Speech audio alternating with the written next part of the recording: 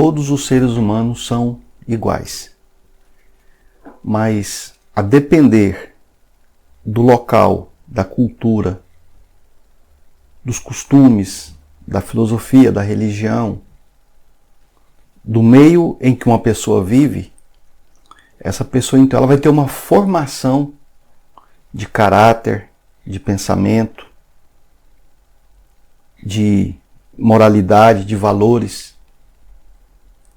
É por isso que quando você lida com uma pessoa de uma região e com uma pessoa de outra região, às vezes o gosto é diferente, as opiniões elas são diferentes, a moralidade é diferente, até o caráter de uma região para outra muda.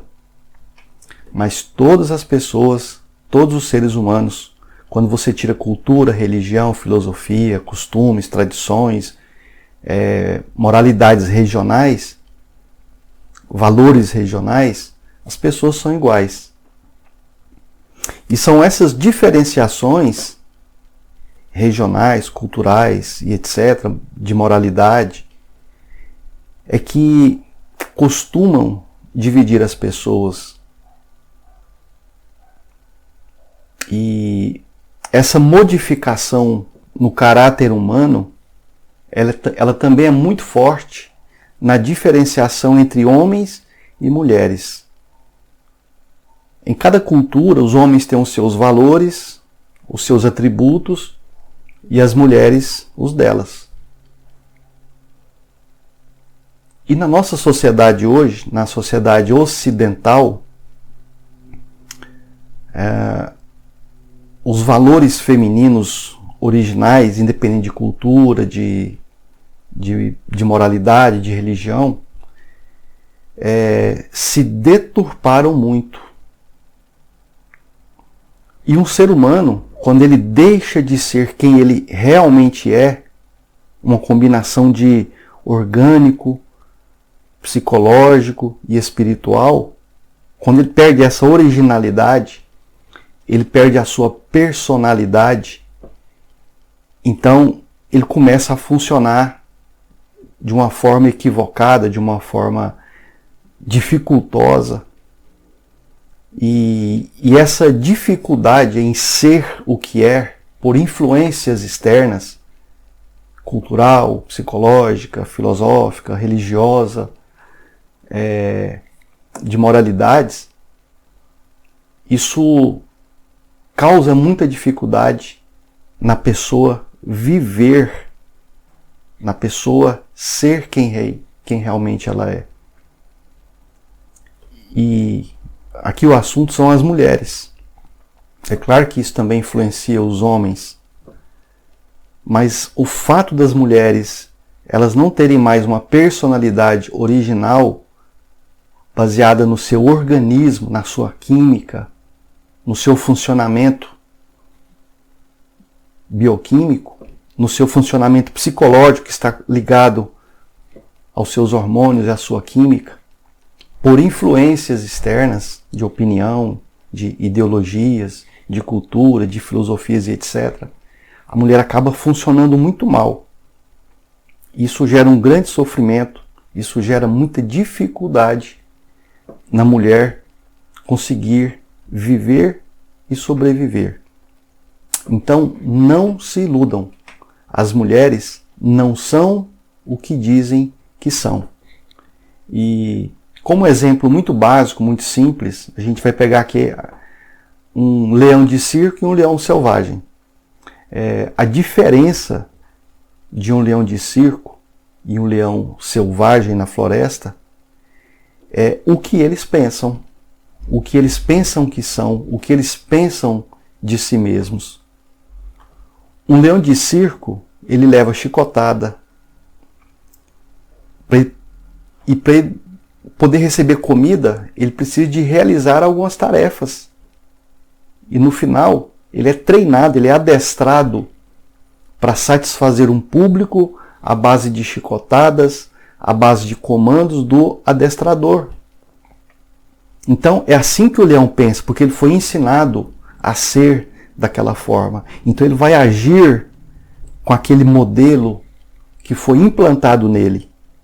E o sistema em que nós vivemos, a televisão, a internet, a escola, as faculdades, as religiões, as filosofias, as psicologias, as moralidades, os valores sociais e até tradições de família, faz uma pessoa criar um tipo de pensamento, uma programação que nem sempre tudo isso vai combinar com a essência verdadeira dessa pessoa. Ela está passando por um processo de mudança de uma coisa que ela não é. E ela pensa que ela é aquilo. É por isso que muitas pessoas se fantasiam com roupas, com estilos de rock. Principalmente os adolescentes, que é uma fase em que a pessoa ela está buscando alguma identidade, alguma personalidade. Ela está se personificando. Então ela começa a agregar nela, através de valores, de ideias, de pensamentos, de coisas que ela admira, ou de coisas que de alguma maneira reflete em alguma insatisfação dela, e ela começa a se vestir para poder se manifestar daquilo que ela está pensando. Então tem pessoas que têm um estilo de se vestir, de se enfeitar, baseado em algum artista, alguma banda de rock, algum grupo, porque a pessoa perdeu a sua identidade, a sua personalidade. Então, de qualquer maneira, ela quer criar uma personalidade. E o leão de circo, ele é treinado para ele ser quem ele não é. E o ser humano, na sociedade, está sendo adestrado pelo sistema para ele conseguir comida. Então, quando você frequenta uma escola, você frequenta uma faculdade, o objetivo final é a sua sobrevivência. É você comprar comida, é você conseguir comida através daquele trabalho ao qual você foi ensinado. A mesma coisa que um leão. Agora, e o leão selvagem? O leão selvagem, ele não apanha de ninguém. Ele cresce naturalmente com seus instintos, com as suas capacidades, e ele caça a sua comida. O leão selvagem, ele é natural. Ele vai pelos seus instintos. Diferente do leão do circo. Né? E o ser humano, e aqui no caso do nosso estudo, as mulheres, elas perderam a sua identidade, a sua originalidade. As mulheres não estão vivendo segundo a sua essência. Não está havendo nenhum aperfeiçoamento, nenhuma evolução nesse sentido. Está havendo um atraso, tanto para homens como para mulheres, mas aqui o nosso assunto são as mulheres. E isso gera o quê? Gera insatisfação, gera infelicidade, gera frustração. A mulher perde o seu potencial, a sua força, a sua energia.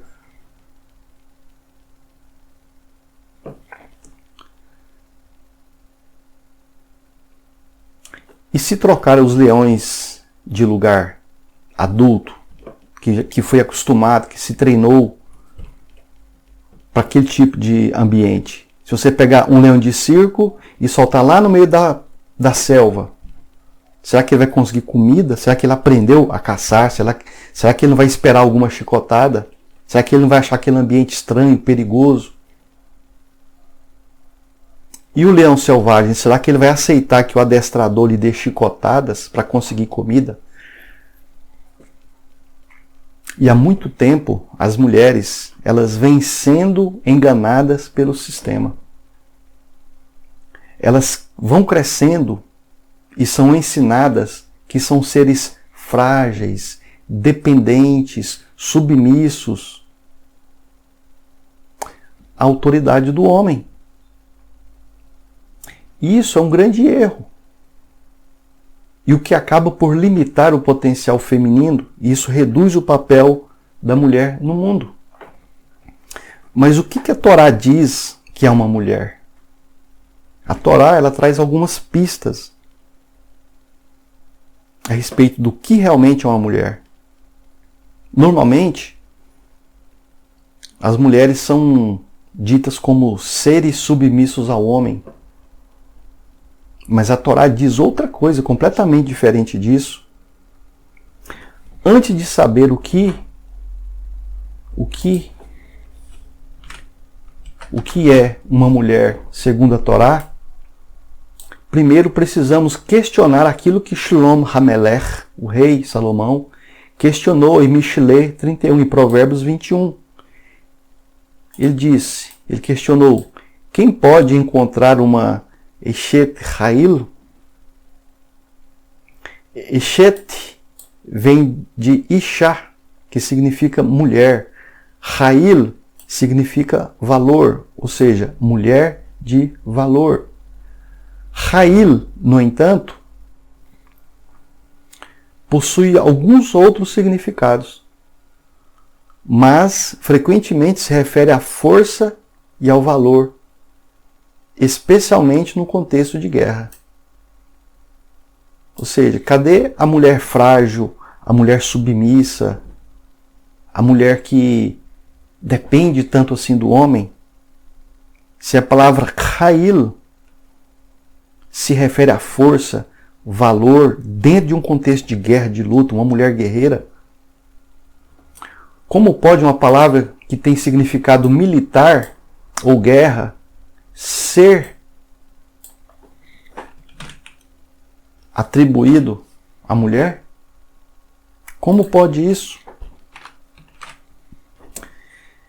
Tem algo por trás disso, e isso muda o significado do que realmente é uma mulher.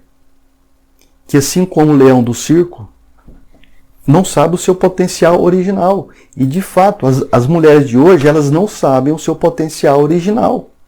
A mulher não sabe a força, o poder que elas têm dentro delas. A nossa autoimagem, a forma como nos vemos e nos entendemos, determina suas emoções e sentimentos. Imagina uma mulher triste, ansiosa, frustrada, cheia de problemas, limitada com as coisas, com as condições.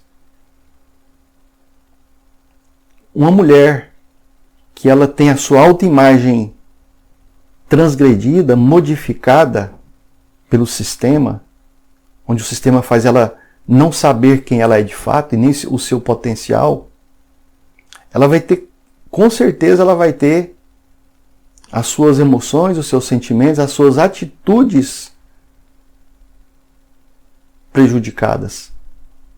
E essa mulher não vai ser feliz. Ela não vai conseguir usar o seu potencial. Porque ela não sabe quem ela não sabe o que ela é, ela não sabe o que ela é capaz de fazer, ela não sabe o poder de superação e de resiliência que ela tem.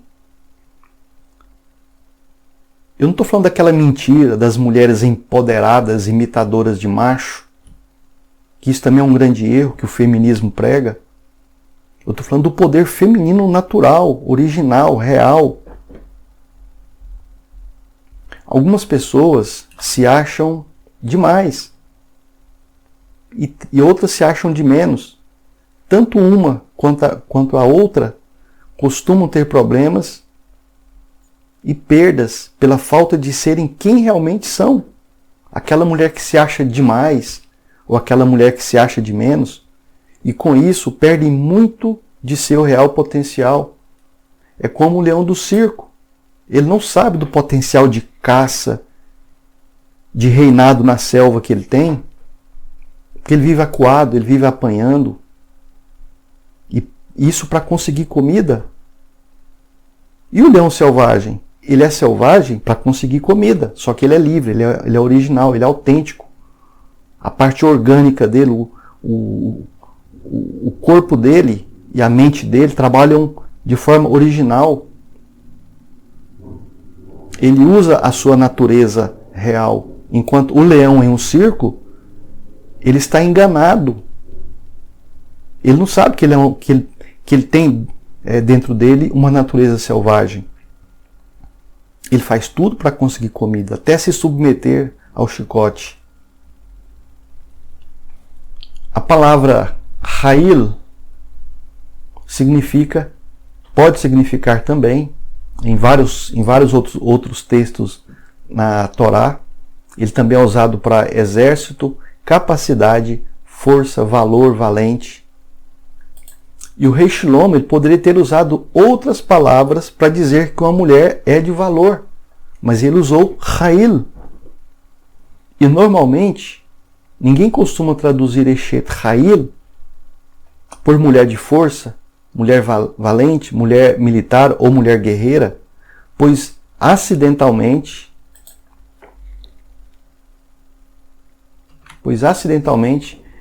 é uma ideia usada apenas para homens. Eu não estou aqui falando que a mulher ela deve utilizar de vestimentas militares que a Torá proíbe. Não é que a mulher vai para uma guerra.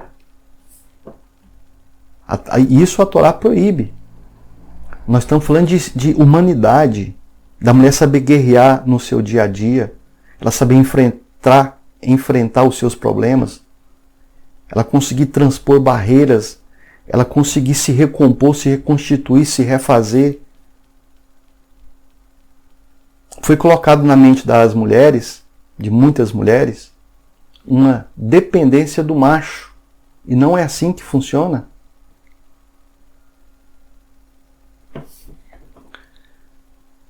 Em Mishlé, em Provérbios, nós temos outra citação falando da força da mulher. Muitas filhas agiram bravamente. Olha a palavra Ha'il aqui sendo usada para bravamente. Isso aqui é um grande exemplo do que essa palavra pode significar. Olha a força da mulher aqui em Mishlé 31:29. Muitas filhas agiram bravamente, Ha'il, mas tu as supera a todas. Uma mulher que supera até outras mulheres. Aqui já temos uma pequena pista da verdadeira essência feminina. Valente não tem a ver com valor, mas com força de combate. Até na tradução grega da Septuaginta, a tradução é mais honesta que as demais. Eshet Ha'il é traduzido como Gne Andreia, em Mishlé 31:10 e 12:4, lá no grego. Mas não em Ruth 3:11. Tem Gne Diname, ou Dinamê. Uma mulher forte, capaz. Então, a visão antiga, antes do Segundo Templo, na época que a Septuaginta foi escrita, até no grego, traz traduções que demonstram a força da mulher, não uma mulher submissa. E como a mulher foi criada originalmente? Isso responde à nossa pergunta inicial, porque é lá que começa esse problema. É lá no livro de Bereshit, quando fala que a mulher foi tirada do homem, é que a maioria das pessoas acabam entendendo que a mulher é um ser dependente do homem. E isso é um grande erro. Lá não está escrito que a mulher ela é subserviente, ela é dependente, ela é apenas uma auxiliar, uma serva do homem, colocando a mulher em uma segunda categoria. Bereshit 2:18. Então o Criador disse: não é bom que o homem, que o Ish, esteja só. Farei uma auxiliadora, uma Ezer. Auxiliadora. Ezer. Agora, o que significa essa palavra hebraica Ezer? Uma auxiliadora que lhe corresponda. Ainda bem que o texto traz isso também. A palavra hebraica Ezer não tem o sentido de ser um assistente humilde ou subordinado.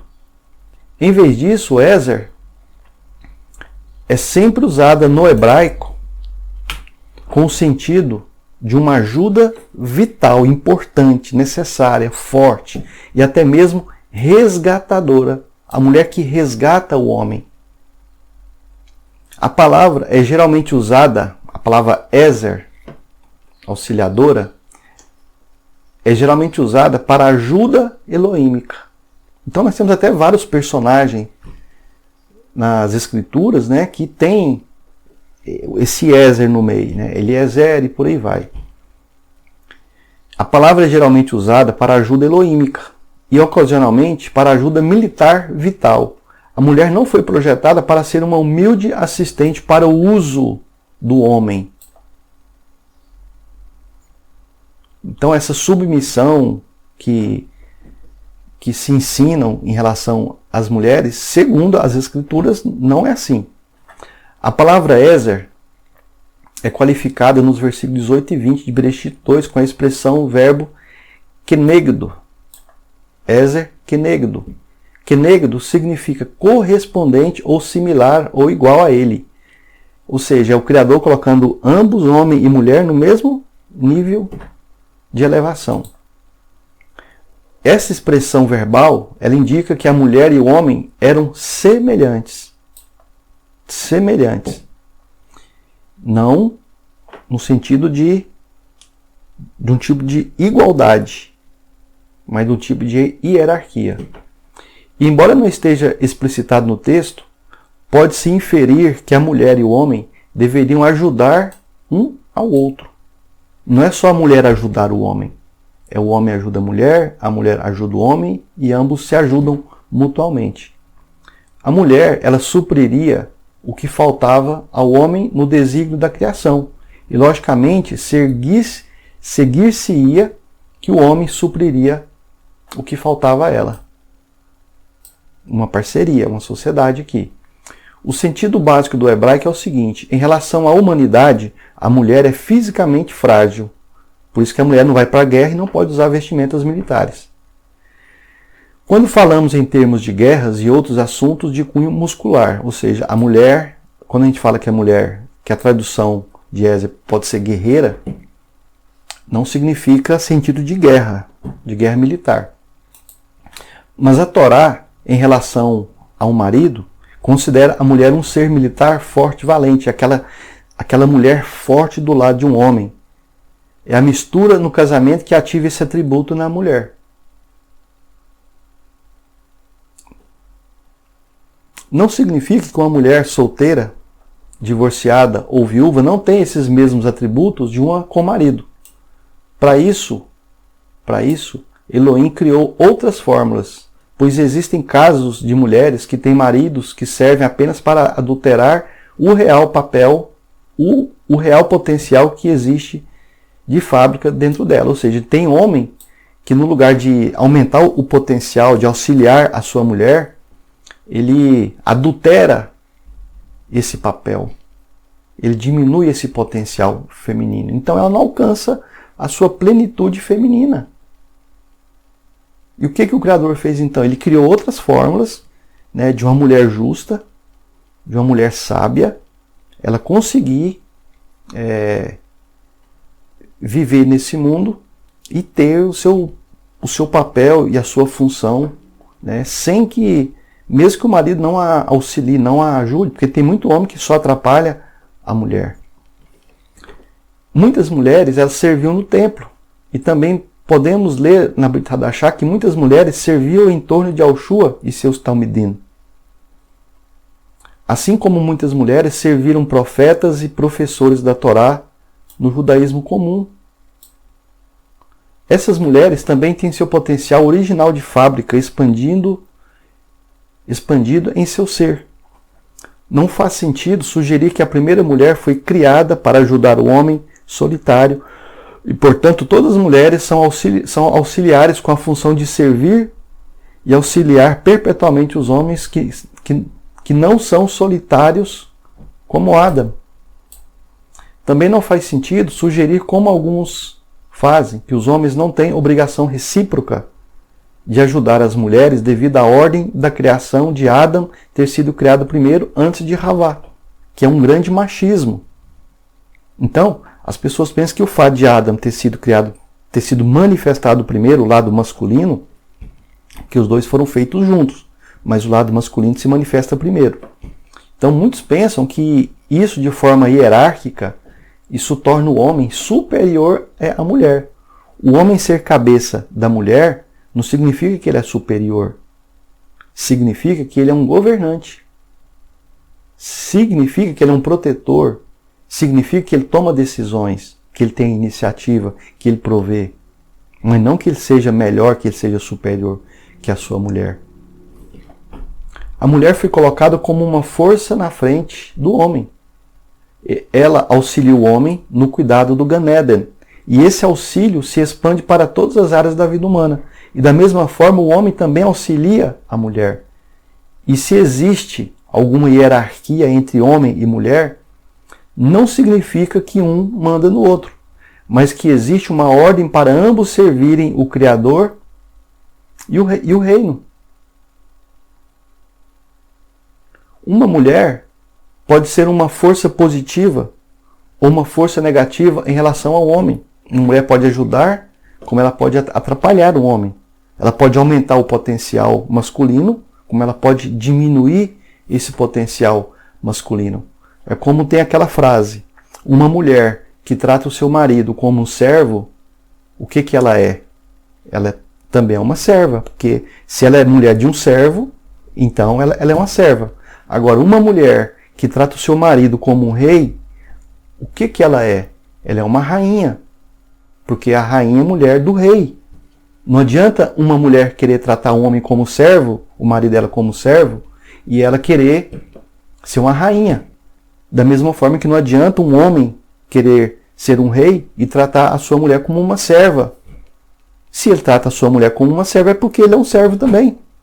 Então, se você quer ser rainha, trate o seu marido como um rei. A palavra esposa em hebraico é Ishá, que é uma ampliação da palavra homem, Ish. Uma Ishá aumenta um Ish. Uma esposa faz um homem maior. O contrário também é fato. O que esvazia o homem em relação a relacionamento? O que esvazia um homem em relação ao relacionamento? O que esvazia o homem é ter relações superficiais sem compromisso com várias mulheres. Ah, mas a Torá, ela permite que o homem tenha várias esposas. Sim, a Torá não proíbe. Isso nunca foi pecado, nem hoje isso não é pecado. Tudo bem. Agora, um homem, ele ter relações superficiais sem compromisso com várias mulheres, a Torá também não apoia isso. Como alerta Michelet, capítulo 31, verso 3. Pois aqueles que não se unem profundamente se desgastam. Homens, tanto mulheres como homens, todo relacionamento entre homem e mulher de cunho sexual, de cunho de convivência que seja superficial no sentido de relacionamento a dois, cria um desgaste muito grande no emocional, no sentimental, no psicológico, até na alma da pessoa. Então, aqueles que não se unem profundamente se desgastam.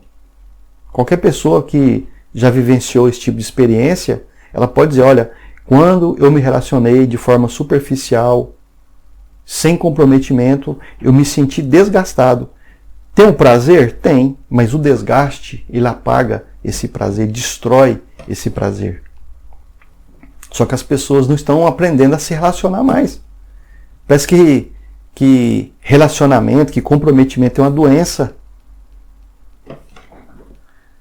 Mas quando dois se fundem, se unem, se conectam, se misturam, eles se tornam uma unidade maior e muito mais completa do que antes eram. Conforme Bereshit 2, 24. Por isso, quem encontra uma Ishá foi grandemente abençoado. Michelet 18, 22. Provérbios 18, 22. Isso é algo que nenhuma influência ou dinheiro algum pode providenciar. Isso vem do Criador. A palavra hebraica kenegdo, em Bereshit 2, 18, 18 ao 20,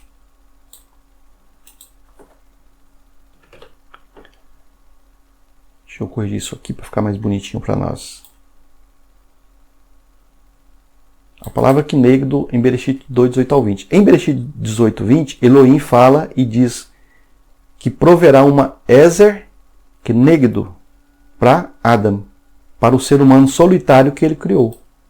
Embora a mulher já estava ali, só que ele não tinha relacionamento com ela. Porque os dois eram um só. Esta Ezer kenegdo proporcionará um nível de companhia que os animais são incapazes de ter entre eles e aliviará a solidão insatisfatória do ser humano. O substantivo hebraico neged, que é um componente de kenegdo, geralmente significa na frente de. O verbo relacionado nagad normalmente significa ser notável. Ser notável. Então, uma ezer kenegdo é alguém que está na sua frente, alguém notável que está à sua frente, em vez de auxiliador idônea. É alguém que está diante de você, está com você, mas é alguém grandioso, alguém notável. Temos então um substantivo intimamente relacionado a Nagid, que geralmente significa líder ou governante. Ou seja, está na mulher, na opositora idônea, na auxiliadora idônea, a gente pegando a tradução mais simples para você poder entender, o papel de ser notável, líder e governante. Então, claramente que nós temos o papel da mulher de ter liderança, de auto se governar. Obviamente, até aqui, antes do pecado do conhecimento do bem e do mal,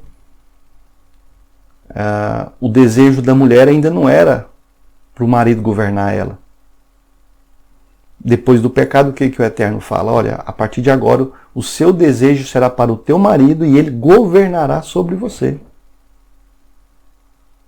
Mas a mulher lá no Gan Eden, a natureza original, e eu entendo que as mulheres na sua techuvá têm que buscar esse padrão de originalidade, não se tornar uma mulher mandona, uma mulher que não segue regras, uma mulher que não tem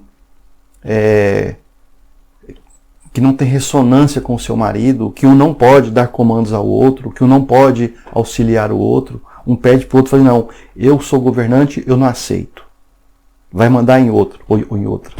Não é assim que funciona. Tanto o marido como a esposa, cada um vai estar recebendo a ordem do outro. Dentro de um relacionamento, isso é normal. Então, Nagid significa a pessoa na frente. Identifica o líder de Israel, que é muito usado pela Torá para identificar líderes de Israel. E descreve, por exemplo, o governo de Shaul, de Davi, de Shilom, sobre Israel, em várias passagens nas Escrituras. A mulher é um tipo de líder, governo, guerreira, auxiliadora. Porém, a mulher não governa o homem. Ela governa uma função, assim como o homem também governa uma função. Infelizmente, as mulheres têm se encaixado em dois grupos. E quais são esses grupos que as mulheres têm se encaixado? Aquelas que mandam nos maridos, que acabam sendo subservos, né, delas. Então tem muito homem que ele é subservo dos mandos da mulher, onde elas usam o status de casada para obter algum tipo de estabilidade, mas não cumprem seu papel de esposa integralmente. Ela só cumpre aquilo que ela acha que ela pode cumprir, que ela deve cumprir, desde que isso não tire dela essa autoridade de mandar no marido. E o outro grupo é aquelas totalmente submissas, aquelas mulheres mandadas e subservientes ao homem, e são assim para também obter status de casada ou algum tipo de segurança e algum grau de estabilidade. Então tem muita mulher que ela se mantém como submissa, como coitadinha, dentro de um relacionamento, para manter o status de casada, e com isso ela conseguiu o grau de segurança, de proteção, de provimento e de estabilidade que ela busca. Todos esses dois modelos estão errados. Não adianta querer transformar um homem como seu subservo ou você querer ser uma subserva. Isso tira o seu potencial de originalidade. Então, são mulheres que humilham ou mulheres que são humilhadas. E uma sábia, uma Eshet Hail, ou uma Ezer Kenegdo, quem achará?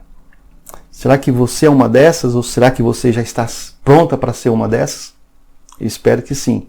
Shalom, shalom e até o próximo estudo.